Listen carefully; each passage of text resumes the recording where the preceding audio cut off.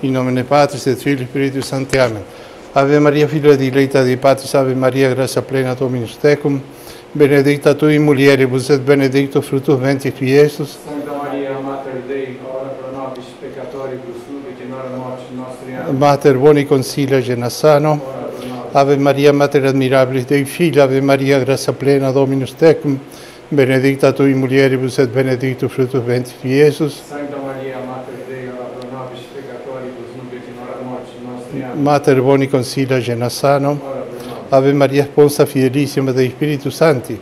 Ave Maria, grazia plena, Dominus tecum, benedicta tu in mulieribus et benedictus fructus ventris tui, Iesus. Santa Maria, Mater Dei, ora pro nobis peccatoribus, nunc et in hora mortis nostri. Amen. Mater boni consilia, gena sano. Nos com prolepia. Caros amigos, salve Maria. Hoje é um dia importante para nós e para toda a Igreja Católica, porque foi no 25 de abril, pela tarde, quando ninguém estava aguardando, que sucedeu um milagre na cidade de Genassano. Uma imagem incrível, nós vamos falar dela. Fez um milagre absolutamente inesperado. E então, por causa disso, dia 25 de abril, hoje, é a festa de São Marcos Evangelista, e que é o padroeiro da cidade de Genassano. Então, a igreja, sabiamente, para não acavalar uma em cima da outra, as festas, instituiu a festa de Mater Boni Consilia Genassano no dia 26, ou seja, no dia de amanhã. Mas, então, nós temos uma devoção muito especial a Nossa Senhora do Bom Conselho, a Mãe do Bom Conselho, e porque ela é muito ligada a fatos históricos, a milagres e a coisas que dizem muito de perto ao Brasil. Mas vamos primeiro voltarmos para a imagem e ver por que tem essa invocação. Nossa Senhora tem muitas invocações, Nossa Senhora Aparecida, Nossa Senhora do Rosário, Nossa Senhora das Graças, Nossa Senhora da Mercê, inúmeras. Todas elas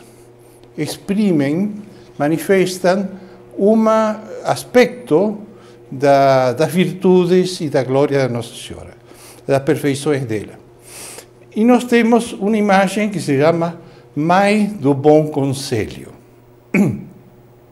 E particularmente, há muitas, não é a única imagem que tem da Mãe do Bom Conselho, mas esta aqui se encontra na cidadinha de Genassano, cidadinha que eu tive a ocasião de visitar todos os meses durante anos que eu morei em Roma, e é uma coisa ultra simpática, cheia de história e de acontecimentos extraordinários. Mas vamos devagar. Mãe do Bom Conselho. De onde saiu esse nome?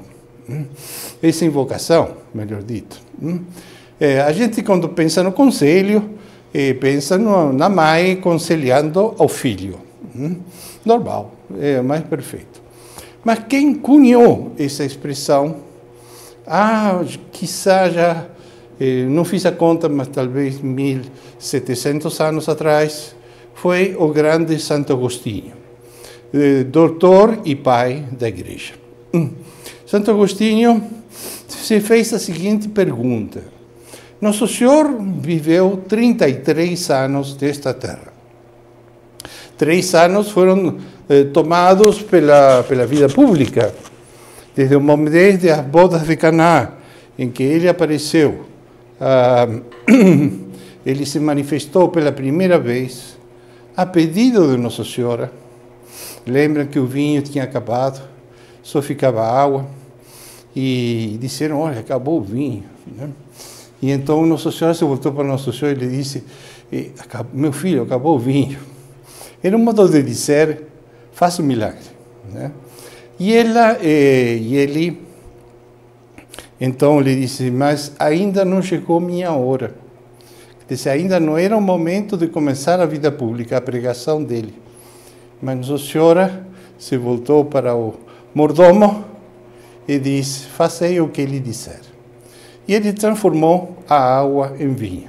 Ali começou a vida pública de Nossa Senhora, a pedido de Nossa Senhora.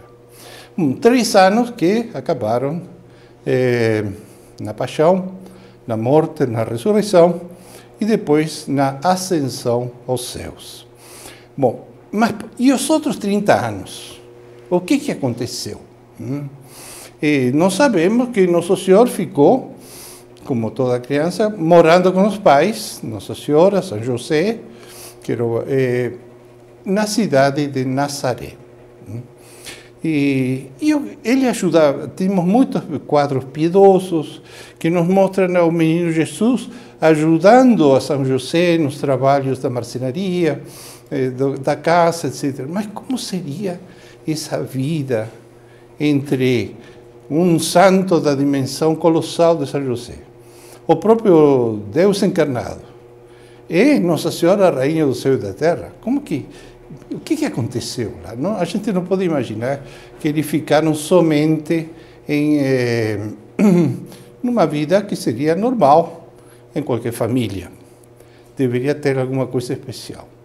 E Santo Agostinho prega, ensina, está nos escritos dele, que os dois, Nosso Senhor, menino, mas que já era completamente lúcido, e Nossa Senhora, durante esses 30 anos, ficaram tratando de cada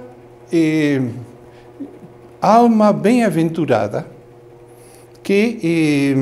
o que fazer dela, como ajudá-la, como levá-la para adiante, etc. Ali, eles dois, durante 30 anos, por assim dizer, confabularam a salvação de todas as almas. Então, Santo Agostinho disse, esse foi o conselho maior que houve na história. O conselho aqui no sentido de um conselho de ministros, um conselho de administradores de uma instituição, de uma empresa, que se reúnem a discutir como vamos planejar, como vamos fazer com isto, com aquilo outro, e tomam lá suas decisões. Então, naqueles 30 anos, Nosso Senhor e Nossa Senhora ficaram debatendo da nossa sorte, da nossa salvação. E esse foi o grande conselho, reunião de conselho que houve na história. E ela, Nossa Senhora, é a mãe, e intercede ante Nosso Senhor para obter as graças da salvação. E depois vejamos um pouco por que Genassano. Genassano, estive, como eu disse, muitas vezes lá. Quando eu morava em Roma, sempre arrumava um jeito de passar por lá. É uma cidade pequena, de 30, 40 quilômetros, não lembro bem. Eu só lembro que ia num trenzinho muito simpático. Uma região que há muitas ovelhas. E já começam os Apeninos, já começa a ficar montanhosa.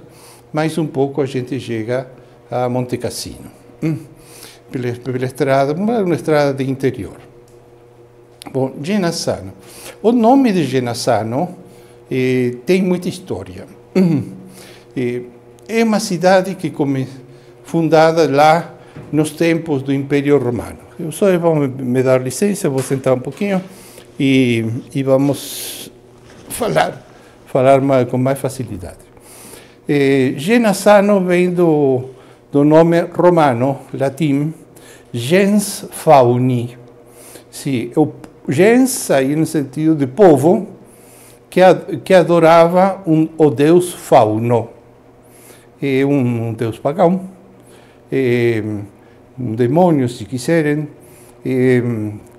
que se caracteriza por ter um corpo de cabra, mais ou menos, e um busto e um rosto de homem, de um homem meio diabólico, ou de mulher também. Depende para quem aparecia. Bom, os habitantes de Genazzaro foram convertidos ao catolicismo, o nome antigo se perdeu e ficou uma adaptação do nome antigo, que é Genazzaro. Essa cidade chegou a ser cidadinha, na realidade. Imagine que ela está no alto de uma espécie de saliência da terra, nem morro se pode chamar aquilo, e que tem uma só rua, que cruza assim pelo meio. A gente entra por essa rua, e é uma rua de pedra, e vai a ambos lados, tem as casas. Em um certo momento a rua se abre assim, e tem umas casas no meio, forma uma espécie de ilha de casas, até que a gente chega ao santuário. Este santuário tem muitíssima história. E começa muito longe. Não se sabe exatamente, na realidade, onde começa. Se sabe onde se registraram as primeiras manifestações. E vamos ver quais foram. E foram longe.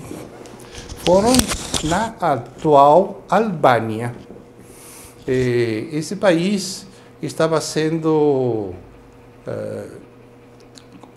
esse país, melhor dito, cultuava uma imagem que, segundo as tradições remotas, tinha chegado não se sabe de onde.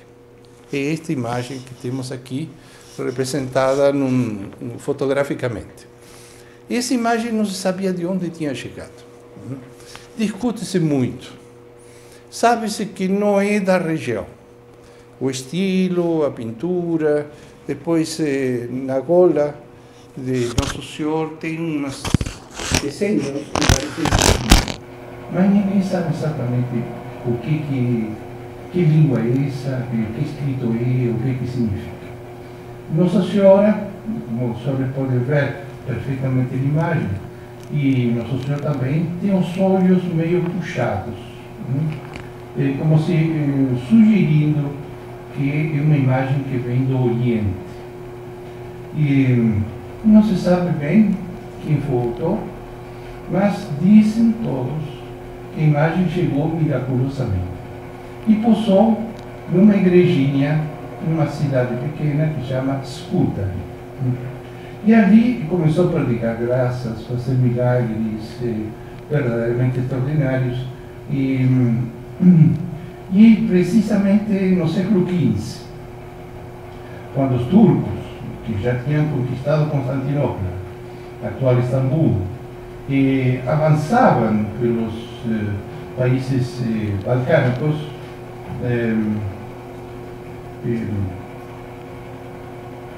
os turcos avançavam e iam extinguindo o cristianismo, matando os católicos, queimando as igrejas, destruindo, etc. Havia um rei lá em Albânia que resistia ao que podia. Acabou sendo derrotado. Os turcos disseram: bom, você se entrega os filhos como reféns, e nós vamos dar uma educação a teus filhos como nós queremos, de muçulmanos, de turcos, de inimigos da igreja. Um deles, pronto, manifestou ser um combatente extraordinário.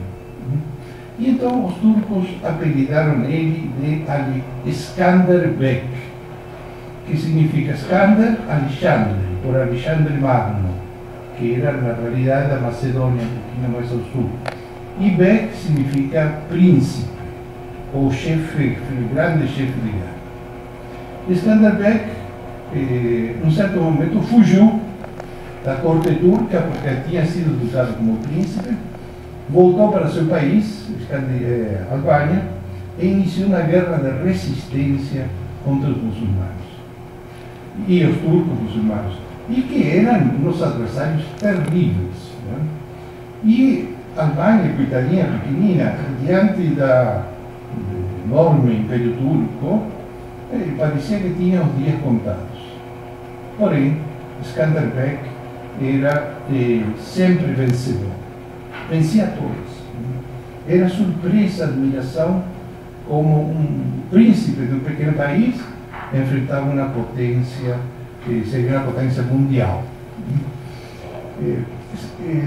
Skanderbeg era grande devoto de Nossa Senhora de Genassá.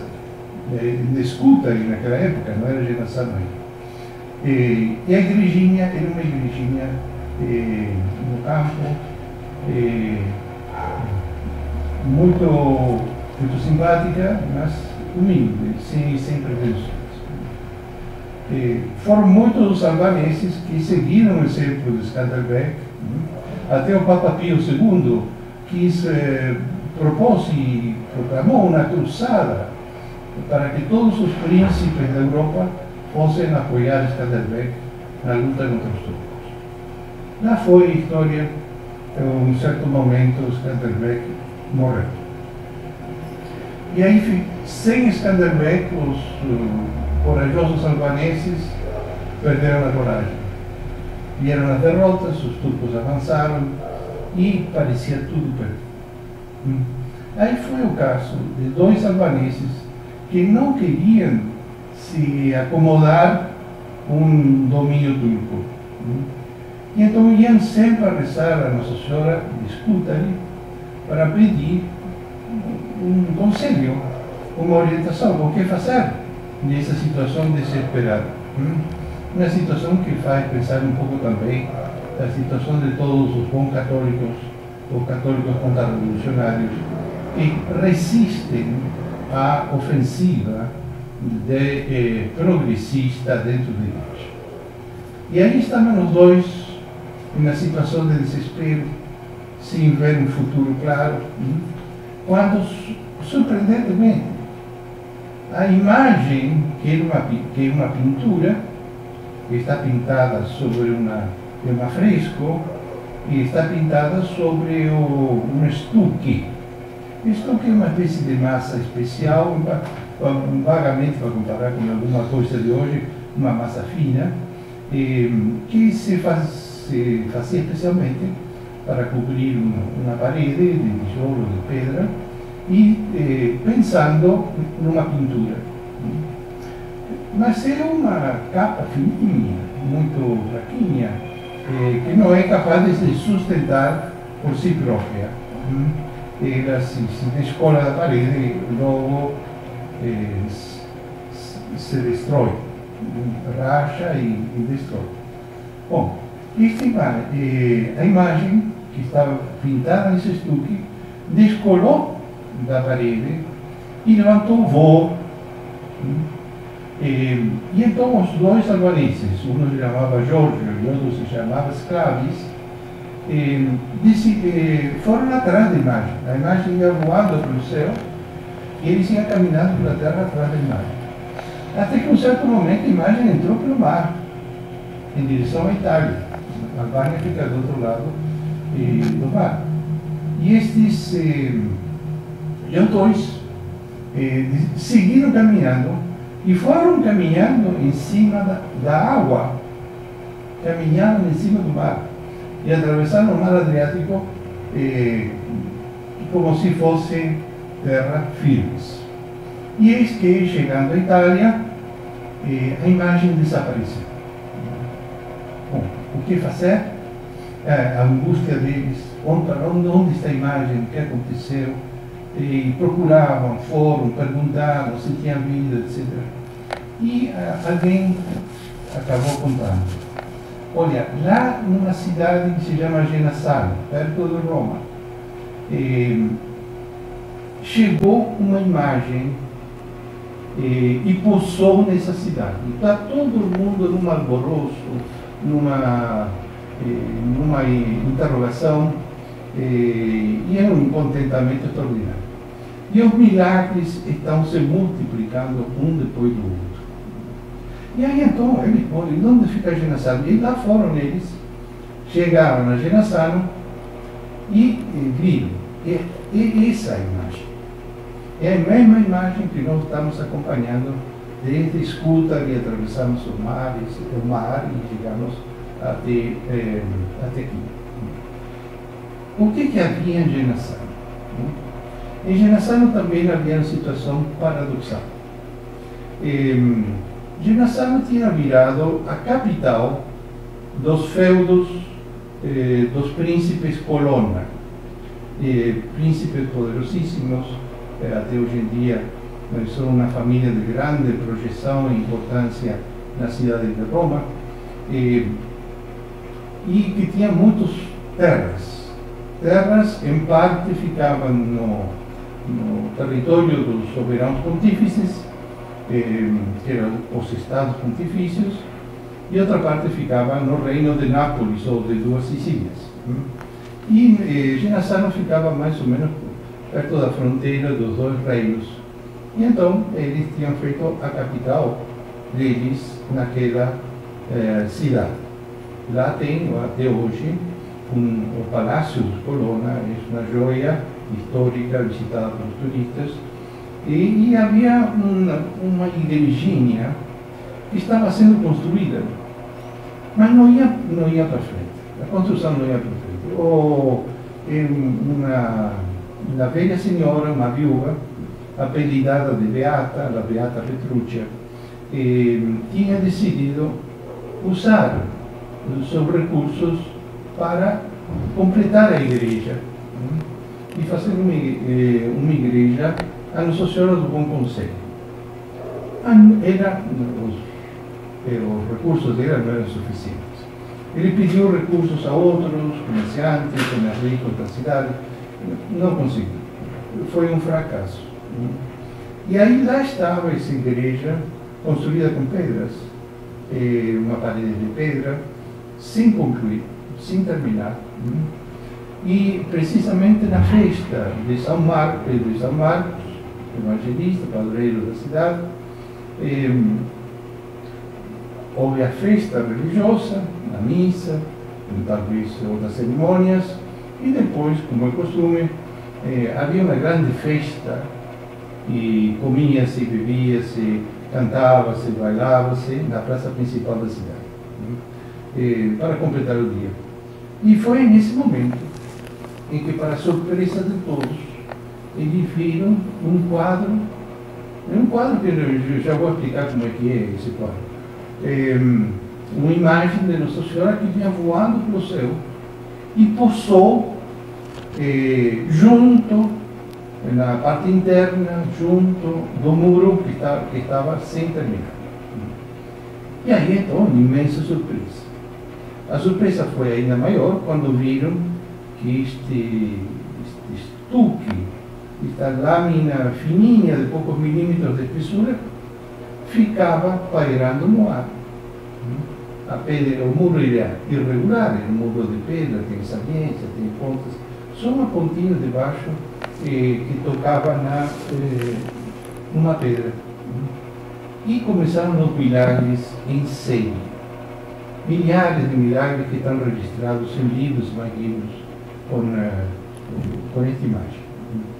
Então, aí sim, houve um entusiasmo muito grande para terminar a igreja, concluí-la, e hoje em dia temos um santuário belíssimo, não somente pelas obras de arte que tem lá, mas porque o príncipe Marco Antônio Colonna, que era o senhor da Genassano, e era o capitão, o almirante, da frota pontifícia que foi a lutar em Lepanto.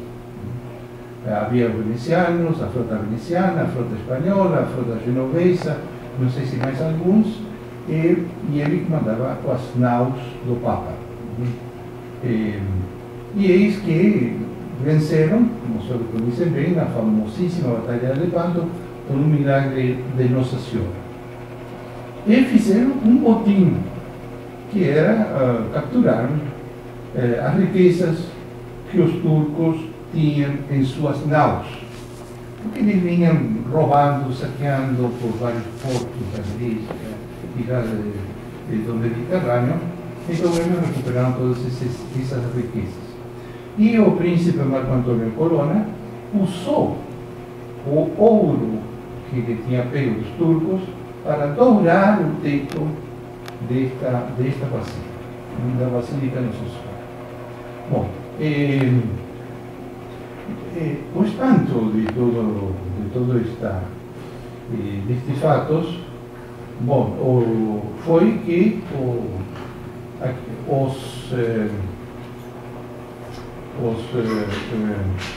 os habitantes de Genazzano viam que chegavam romarias, chegavam procissões, havia entusiasmo por esta imagem,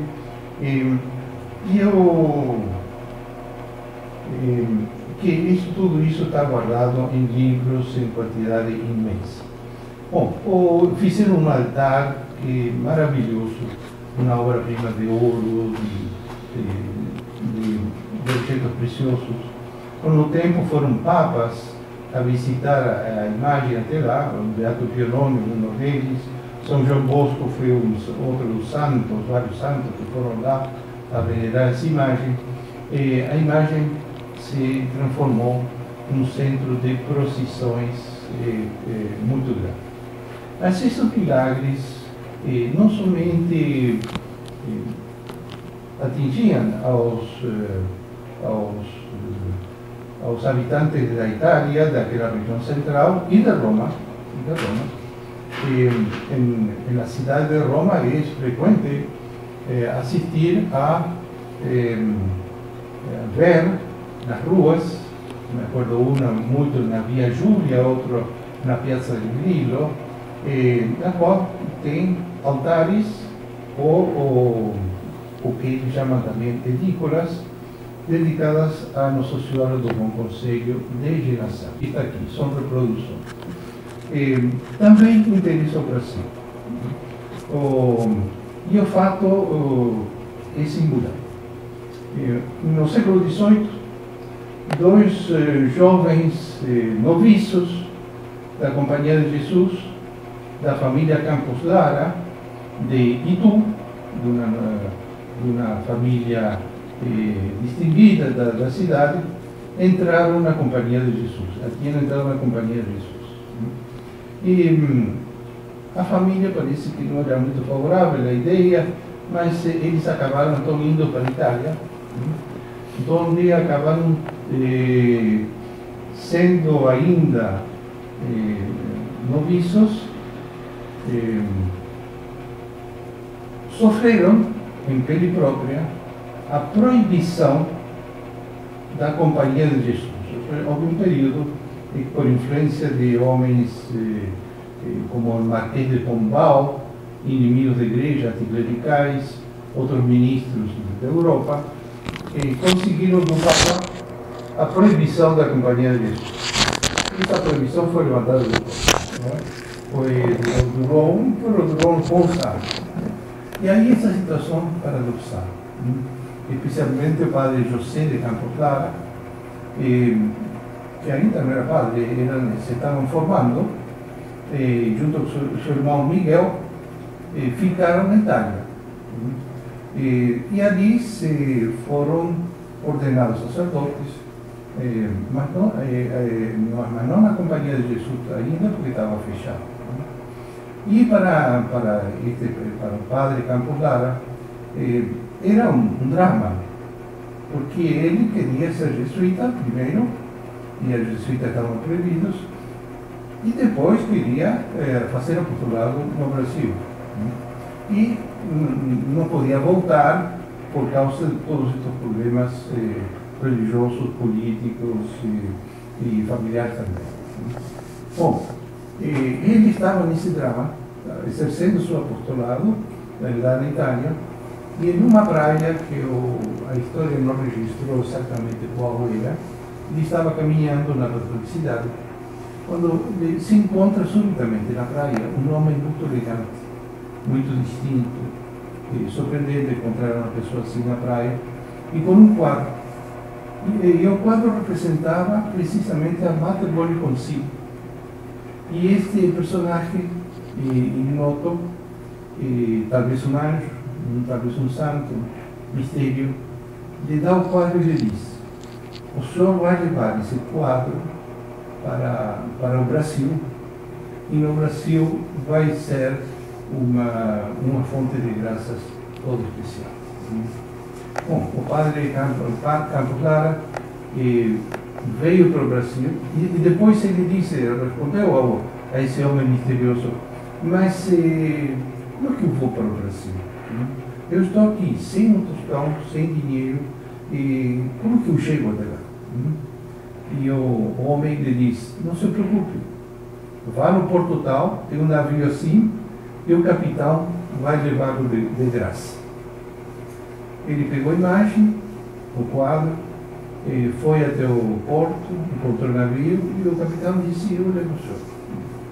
Ele chegou ao Brasil, desembarcou no Brasil, e foi se instalar numa chácara que era da família, pertencia à família. E ali começou a levantar uma igreja ao quadro do Matagônia conhecido, Nossa Senhora do Bom Conselho. Ali então foi construindo a igreja, até que Deus o chamou. Ele viu, isso sim, a Companhia de Jesus ser restaurada na sua boa ordem, pela decisão do Papa Pio VII. Essa chácara ficava nada mais e nada menos que numa elevação, naquela época era campo aberto, onde hoje fica o Colégio São Luís, na Avenida Paulista, que naquela época era campo aberto. A igreja foi construída, ali foi entronizada a imagem de Mãe do Bom Conselho. Quando ele faleceu, cedeu a propriedade para os padres jesuítas, até que eles decidiram, naquele local, construir o famoso Colégio São Luís de São Paulo. E a igreja passou a ser atual, foi reformada, melhorada, ampliada, e passou a ser a atual igreja de São Luís, que todo mundo pode ir visitar. O quadro se encontra não mais na capela em cima, grande, mas numa capela especial, pequenina, que é a capela do Colégio São Luís. Com licença aí das autoridades, pode-se visitar, rezar, etc. Então, temos um quadro miraculoso e uma ponte miraculosa entre Genazzano e São Paulo. E com São Paulo, quero dizer, todo o Brasil. Bem, nós temos uma grande e especial devoção por esse quadro, também por uma outra graça. Não vou falar de todas, porque isso seria de nunca acabar. E essa grande graça da qual foi objeto o professor Plínio Correa de Oliveira, fundador da TFP, Tradição, Família e Propriedade, e que inspira hoje a obra do Instituto Plínio Correa de Oliveira, que continua todo o seu apostolado contra-revolucionário no Brasil e projetando-se no mundo inteiro. O professor Plínio, houve um momento de sua vida em que ele estava muito preocupado. Muitas preocupações. Vinha de muitas fontes, muita causa. Ele contou privadamente muitas. Mas o fato é que ele se punha grande problema. Será que eu vou cumprir minha vocação? A vocação de derrotar a revolução e deixar tudo pronto para a instauração do Reino de Maria? Ele via tantos problemas, tantas adversidades. Ele havia sofrido uma perseguição por causa de sua liderança católica contra-revolucionária. Ele foi expulso da ação católica pelos progressistas, que depois fizeram a revolução que hoje em dia está derrubando a igreja, tentando derrubar a igreja. Depois, também o progresso do comunismo, com diversas fases, a reforma de cultura, por exemplo, típico, a reforma agrária, e via que tudo isso estava levando o Brasil ao abaixo. Então ele se perguntava, será que aquele sonho que sempre tive de preparar a fundação do Reino de Maria, derrotar a revolução gnóstica igualitária e implantar o Reino de Maria, será que isso vai se realizar? São tantas as adversidades, parece tudo tão impossível, e que eu fico uma preocupação enorme. Ele escondia essa preocupação, mas essa preocupação complicou-se muito com um problema de diabetes. Você conhece, ouviram muito falar dessa doença tão frequente hoje em dia. E a preocupação foi tão grande que em um certo momento ele passou a ter um inchaço no pé que ele não sabia explicar. Foi no médico e o médico disse, o senhor está com uma gangrena no pé direito. Gangrena significa putrefação, inflamação e putrefação. E talvez seja necessário amputar a perna do senhor. Então, vamos fazer um tratamento para ver se conseguimos evitar, salvar a perna, porque a situação está gravíssima. E isso está muito relacionado com o estado de estresse em que o senhor está, estresse pela crise, angústia que o senhor está passando. Então, afinal, conseguiram mais ou menos salvar a perna, mas custou para ele a perda dos 4 artérias menores do pé direito. Perdeu para sempre. Foram amputados por essa gangrena. E o Dr. Pinho, nos tempos da doença, ele leu um livro do Monsenhor Dillon, em que contava todos os milagres de Nossa Senhora do Bom Conselho.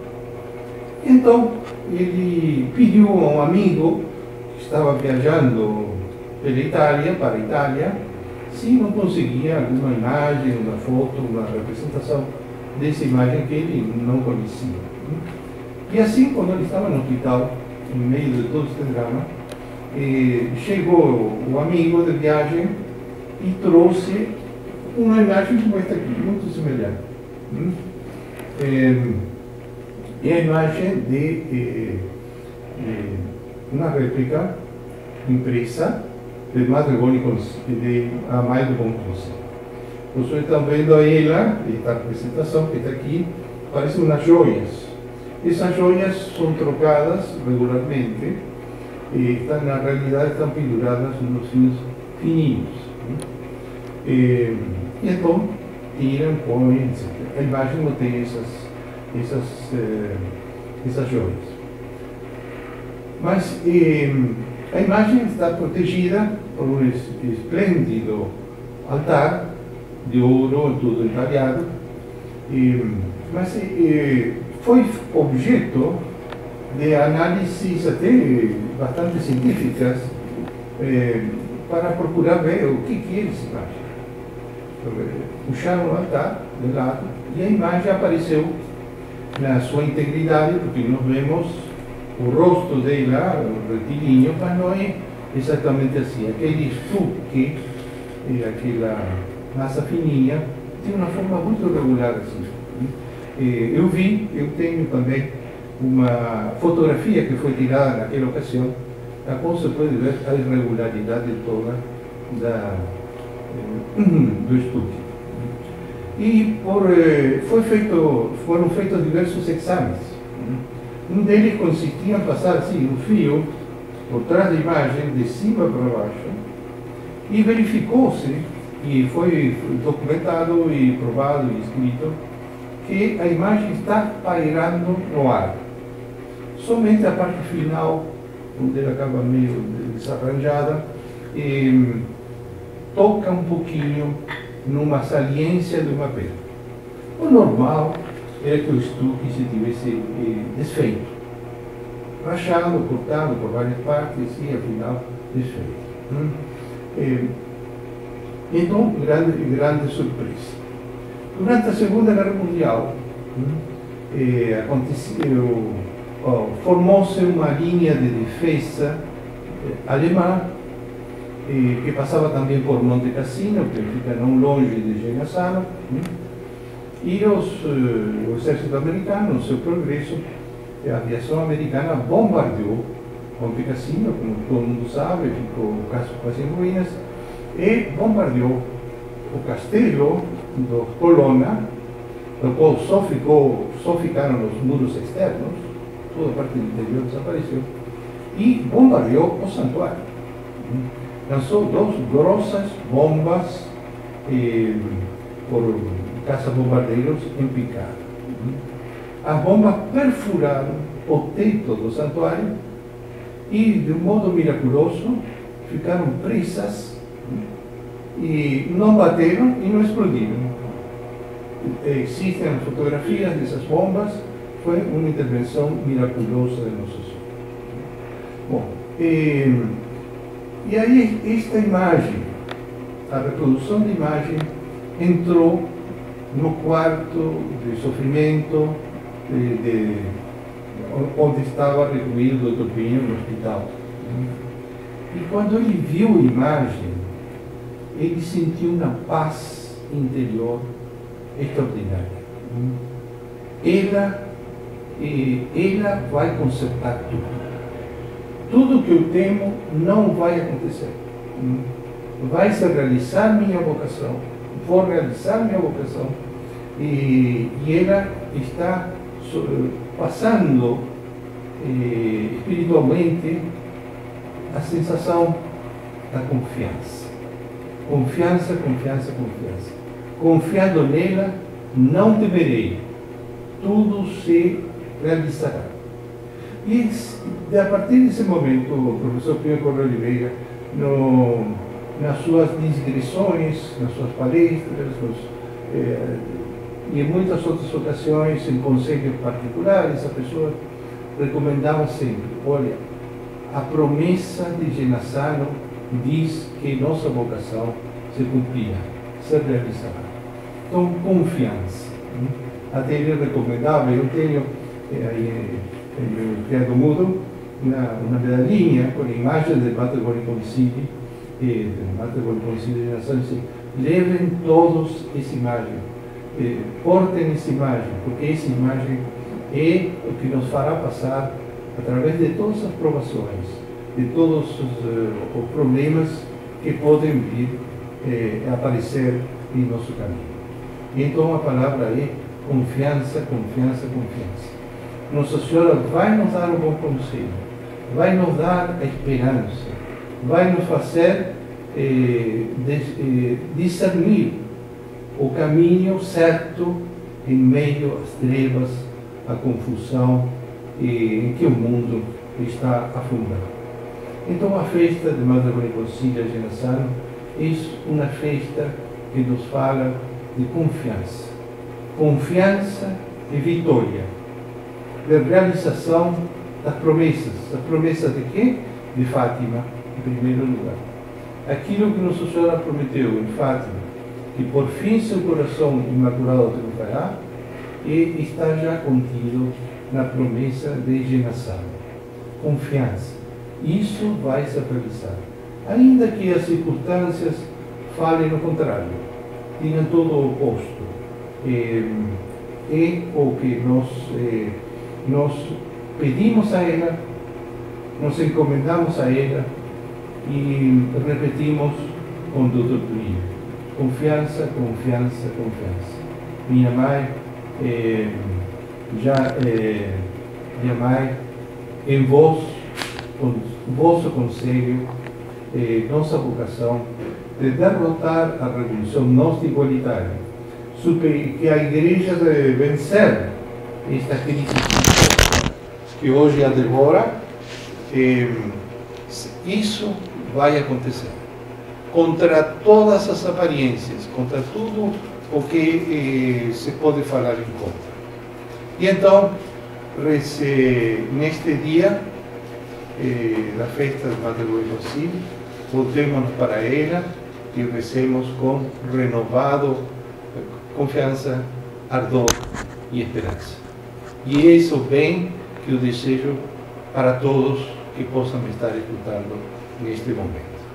E então, concluo com um grande Salve Maria e com uma veneração máxima a Mãe do Bom Conselho, desde Nazaré. Nos com prolepia, benedica